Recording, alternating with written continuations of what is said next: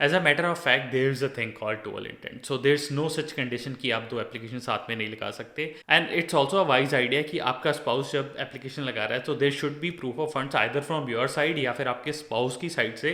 तो I would say those were different times few years ago, तो उस time पे सिर्फ एक हफ्ते में एप्लीकेशन का अप्रूवल आ गया था। Hello guys and welcome to another video of your Canadian dream with Harman. तो चलिए आज बात करते हैं उन ऑप्शंस की that can be utilized if your spouse is not in Canada and you are in Canada और आप अपने स्पाउस को बुलाना चाहते हो।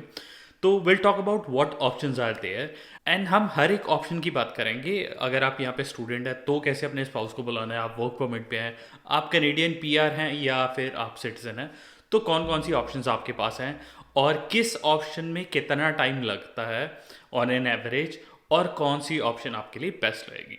तो चलिए स्टार्ट करते हैं with the most popular category which is people जो यहाँ पे टेम्परेरी बेसिस पे आते हैं, that is students and people on work permit. तो उन लोगों को अगर अपने स्पाउसेस को बुलाना है कनाडा में तो व्हाट ऑप्शंस आर देयर।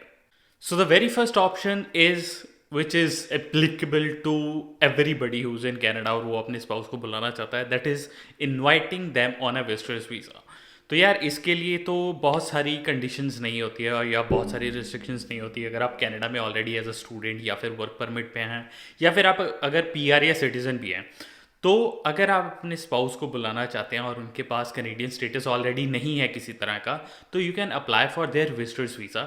आप अपनी तरफ से एक सपोर्ट लेटर दे सकते हो उनको कि मेरा स्पाउस और मैं बहुत टाइम से हम अलग अलग रह रहे हैं और it's been a long time, we want to be together, तो इसलिए मैं अपने स्पाउस को विजिटर्स वीज़ा पे बुलाना चाहता हूँ, so they can come and stay with me. तो ये ऑप्शन हर एक के पास है, तो you can definitely utilize that. अब दूसरी ऑप्शन की बात करते हैं, is you can apply for their spousal open work permit. This is students and people on a work permit जो खुद टेम्परेरी स्टेटस पे हैं। तो अगर तो कोई स्टूडेंट है यहाँ पे, वो अपने स्पाउस को बुला सकता है while they are studying. You should be enrolled full time, आपकी स्टडीज चल रही होनी चाहिए, that is the only condition, that is pretty much the condition. तो उस टाइम पे आप स्कूल में, अपने स्कूल कॉलेज में, कहीं पे भी यूनिवर्सिटी में एनरोल्ड हैं, तो you can invite your spouse on a work permit.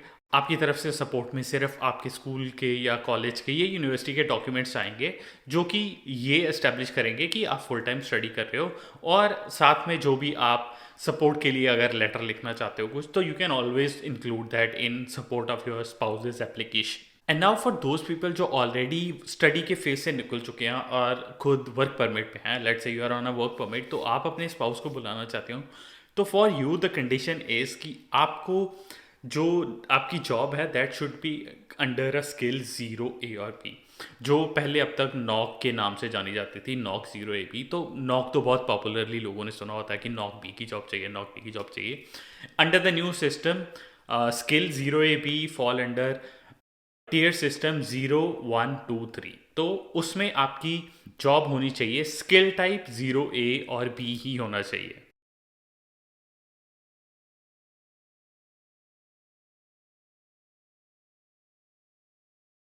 तो अगर आपको अपने स्पाउस की एप्लीकेशन को सपोर्ट करना है, तो इन that case what you need to do is you need to submit 3 pay slips at the least, and plus आपका जो रेफरेंस लेटर जो कंफर्म कर रहा है कि आप फुल टाइम एम्प्लॉय हो फॉर दिस पर्टिकुलर फर्म और company, and that is all the requirement. And whenever your spouse applies, तो one thing that should be taken care is, क्योंकि आप दोनों टेम्परेरी परमिट पे कनाडा आ रहे हो, you need to establish that कि एट द एंड जब आपका स्टेटस खत्म हो रहा है, आप जब आपका परमिट खत्म हो रहा है, तो you'll go back to your home country. And it's also a wise idea कि आपका स्पाउस जब एप्लीकेशन लगा रहा है, तो there should be proof of funds either from your side या फिर आपके स्पाउस की साइड से, which which should give the officer a clear idea. आप में से कोई भी गवर्नमेंट पे डिपेंड नहीं करेगा फंड्स के लिए, they have enough funds to sustain themselves in Canada, ताकि अगर जॉब नहीं भी मिलती, so they should be able to manage expenses without being a burden on on you as a student, अगर आप स्टडी वीज़ा पे इनवाइट कर रहे हो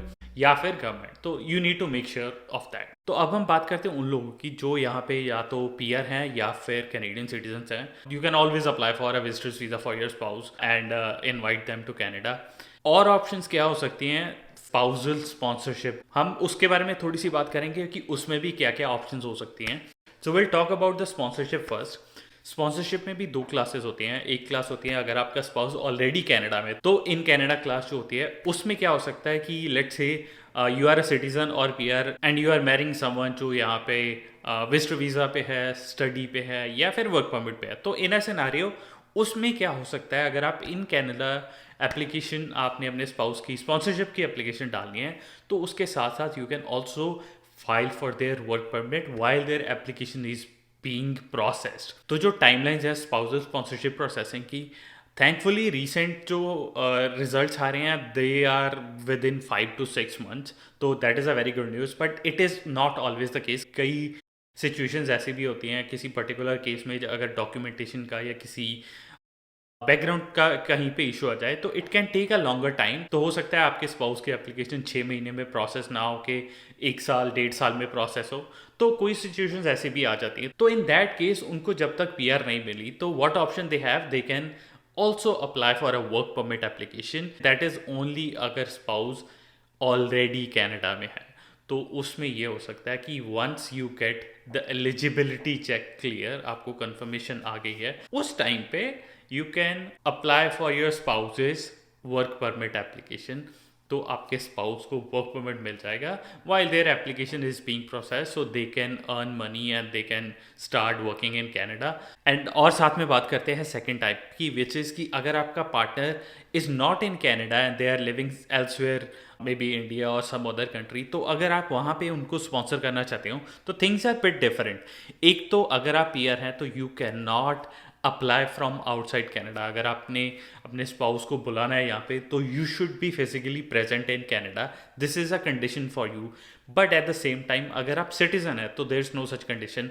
तो आप अगर बाहर भी हैं कैनेडा से and if you want to apply from India let's say, तो उस केस में आपको सिर्फ एप्लीकेशन में ये बताना होता है कि आपका क्या प्लान है और कब आप कनाडा में वापस आना चाहते हो। But like I said, this option is not available for दोस्त जो खुद पीआर पे हैं। तो उनको जब एप्लीकेशन अपने स्पाउस की लगानी है तो दे should be physically present in Canada.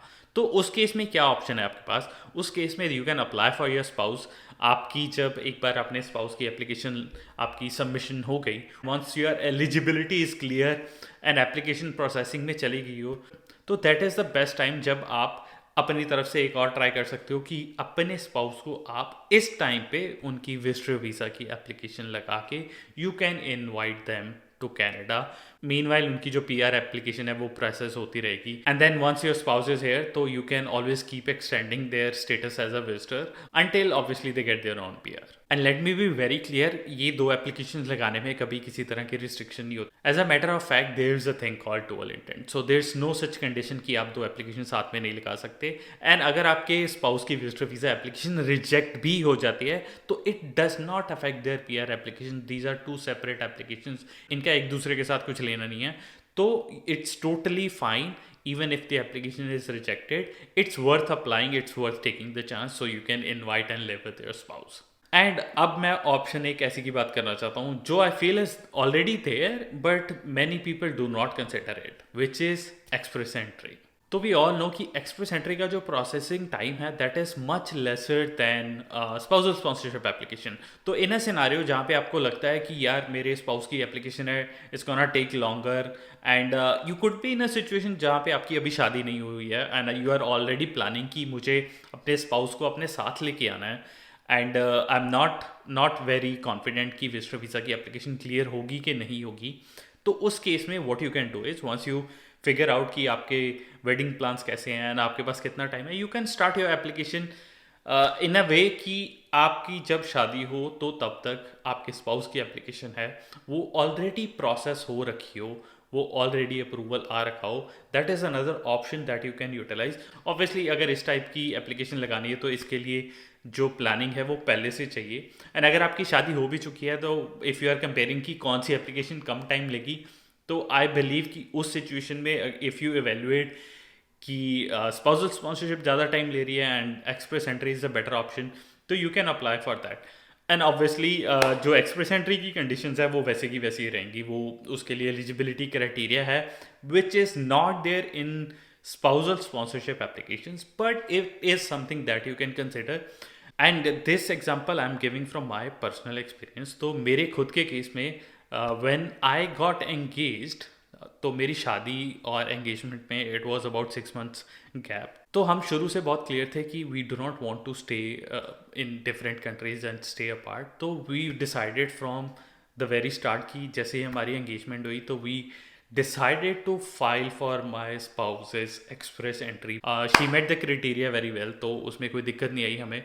सारी evaluation and all हमने टाइम से करा लिया था।